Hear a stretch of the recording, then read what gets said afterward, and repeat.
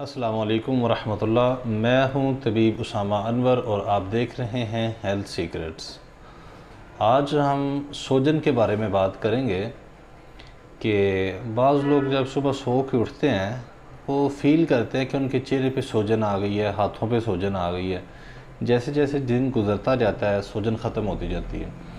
या कभी बाज़ लोग मुकम्मल तौर पे उनके हाथ, पाँव, टांगें, पेट, ये ख़ास तौर पे आई साइड के साथ का एरिया, ये सारा इन पे इस जगह पे काफ़ी सोजन हो जाती है। सोजन से मुराद ये का फूल जाती है, सूज जाती है। ये अमूमी तौर पे मर्दों की निस्बत औरतों में ये मसला ज़्यादा होता है, बल्कि आजकल मैक्सिमम औरतें जो 40 साल से ऊपर जा रही हैं इनमें सोजन बहुत ज़्यादा देखने में आ रही है। इसकी बेसिक रीज़न ये होती है, सबसे बुनियादी वजह ये कह लें मुख्तसर अल्फाज में, कि हमारे जिस्म के अंदर जो बलगमी रतूबात हैं या सुफरावी रतूबात हैं या फ्लूइड हैं उनकी ज़्यादती हो जाती है। अब ये ज़्यादती क्यों हो जाती है, इसकी भी कुछ चंद रीज़न होती हैं। अगर हार्ट के अंदर कोई प्रॉब्लम होगी, कोई दिल के मराज होंगे, दिल की बीमारियां होंगी या हार्ट फेलियर हो जाएगा, दिल खून को सही तरह पंप नहीं कर रहा, तो इस वजह से भी हमारे जिस्म में सोजन पैदा होना शुरू हो जाएगी। दूसरे नंबर पे हमारे जिगर के अमराज हैं। जिगर के अमराज में हेपाटाइटिस बी है या सी है, या लीवर के अंदर और कोई प्रॉब्लम हो गई है, लीवर का फंक्शन सुस्त हो गया, तो इस सूरत में भी हमारे जिस्म में सोजन पड़ना शुरू हो जाएगी, रतूबात, फ्लूइड, लिक्विड ज़्यादा होना शुरू हो जाएगा। इसके अलावा एक अहम और ख़ास वजह जो आम तौर पे कामन आ रही है, बहुत ज़्यादा लोगों में यही मसला होता है, वो है गुर्दों की सोजिश। अगर हमारे गुर्दों के अंदर प्रॉब्लम होगी, सोजिश होगी, गुर्दे सही तरीके से फ्लूइड को पास नहीं करेंगे, पेशाब का आउटपुट मुकम्मल नहीं देंगे, तो तब भी हमारे जिस्म में सोजन वाक़या होना शुरू हो जाएगी।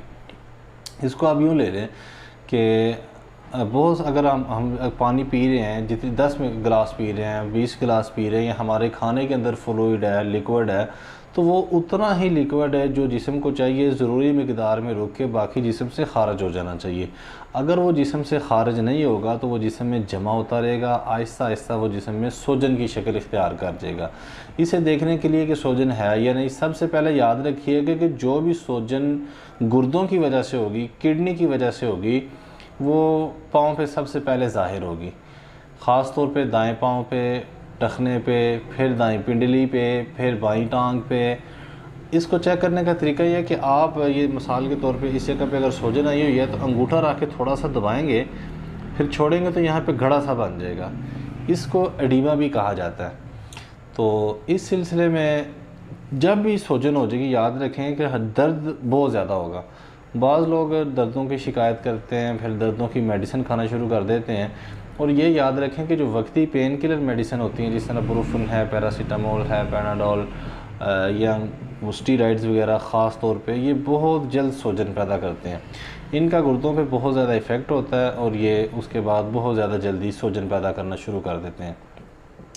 सबसे बेहतरीन तरीका तो ये है कि आप किसी भी करीबी मुआलिज के पास जाके, मुस्नद तबीब के पास जाके अपना मुकम्मल चेकअप करवाएं और सोजन के इलाज के लिए आप मुकम्मल ट्रीटमेंट लें।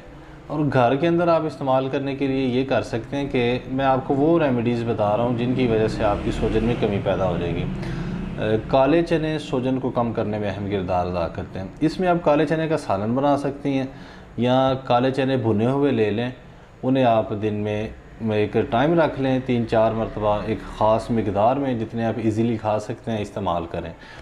आमले का अचार या आमले का मुरब्बा या आमले का आप सालन बना लें, ये भी सोजन को बहुत तेज़ी से कम करता है। इनके अंदर ऐसी ख़ासियत होती है कि ये रतूबात को जज़ब करना शुरू कर देते हैं।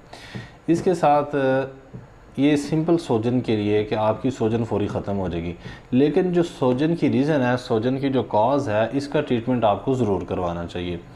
आम एक घर में इस्तेमाल होने वाली चीज़ है जिसे कहा जाता है फटकड़ी। ये आप ले लें, इसको तवे पे पहले अच्छे तरीके से भून लें। अब इसे बिल्कुल आधी से भी आधी चम्मच, आधी से आधी चम्मच 1 कप दूध में मिक्स करके ले लें। ऐसा करने से भी सोजन में बहुत ज़्यादा कमी वाक़ होती है। लेकिन प्रॉपर ट्रीटमेंट यही है कि आप किसी मुस्तनद मुआलिज के पास जाएँ, और सूजन का मुकम्मल चेकअप करवाएं कि सूजन किस वजह से हो रही है, सूजन क्यों हो रही है। ये किसी बड़ी बीमारी का पेशी खैमा तो नहीं है, क्योंकि 3 बड़े अमराज की वजह से सूजन हो सकती है। दिल के अमराज से, जिगर के अमराज से या गुर्दों के अमराज से।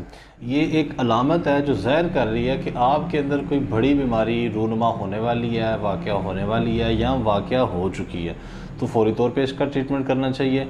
सूजन के मरीज़ को दर्दें अमूमन बहुत ज़्यादा होती हैं, और दर्द भी ऐसी जो कि हड्डियों से निकल के गोश्त में आ चुकी होती है। पूरे जिस्म के पट्ठों में, उज़लात में और गोश्त में दर्द हो रही होती है। जैसे ही सूजन ख़त्म होती है तो दर्द भी ठीक हो जाता है। इसलिए दर्द की वक्ती पेन किलर मेडिसिन खाने की बजाय आप सूजन का मुकम्मल किसी मुस्तनद मुआलिज से ट्रीटमेंट करवाएं। उम्मीद है कि आपको सूजन के बारे में थोड़ी सी बात समझ आ चुकी होगी।